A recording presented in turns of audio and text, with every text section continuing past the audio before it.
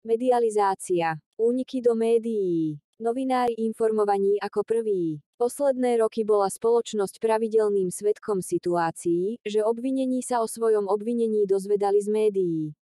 Rovnako sa z médií dozvedali aj tom, či bolo vyhovené ich sťažnostiam alebo či na nich bola podaná obžaloba.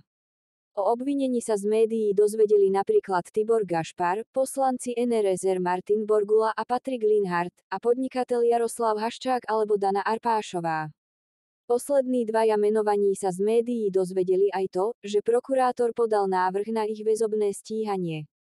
Informáciu zverejnil ako prvý denník N, v ktorom pracuje novinárka Monika Tódová, ktorá je so sudkyňou Pamelou Záleskou, ktorej bol návrh na väzbu doručený, v partnerskom vzťahu. V auguste 2023 NAKA obvinila riaditeľa SIS Michala Aláča a šéfa Národného bezpečnostného úradu Romana Konečného. Obaja sa o svojom obvinení taktiež dozvedeli z médií. Predchodca Michala Aláča Vladimír Pčolinský sa zasa z médií dozvedel o tom, že prokurátor na neho podal obžalobu. Médiá pri zásahoch.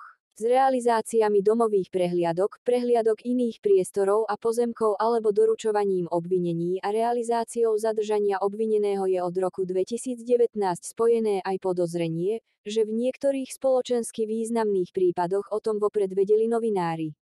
Tí mohli následne zachytiť tzv. Perbvok, teda chôdzu spútaných obvinených v sprievode ozbrojených príslušníkov policajného zboru. Prvé a pravdepodobne najvážnejšie takéto podozrenie súvisí s justičnou kauzou Búrka.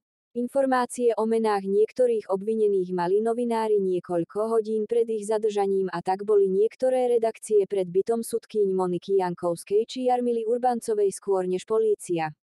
Na mieste bydliska ľudí, tesne pred tým, ako ich NAKA prišla zadržať, boli novinári aj v ďalších prípadoch.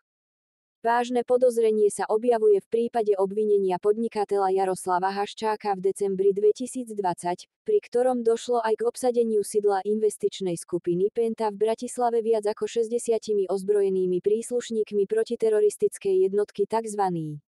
Lynx Komanda. Európsky súd pre ľudské práva preveruje, či informácie o tomto zásahu nedostali vybraní novinári z portálu aktuality.sk vopred, aby tak mohli vzniknúť zábery Jaroslava Haščáka v sprievode kukáčov.